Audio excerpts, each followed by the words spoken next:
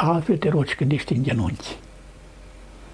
Cel ce se smerește, altfel cunoaște mărimea lui Dumnezeu decât cel ce se mândrește.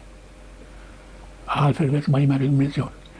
E și o rugăciune a îngenunchierii, adică și o credință a îngenunchierii, sau și o teologie a îngenunchierii, sau a rugăciunii, a smereniei și a poeziei, dar eu parcă aș accentua că teologia noastră viitoare va trebui să fie o teologie a iubirii și a comuniunii. Aș adăuga la ei. A comuniunii cu Dumnezeu, a comuniunii între noi. Și a iubirii lui Dumnezeu și a iubirii între noi. Eu cred că teologia viitoare va trebui să fie o teologie a iubirii lui Dumnezeu și a comuniunii, care este teologia experienței lui Dumnezeu, nu a speculației raționale.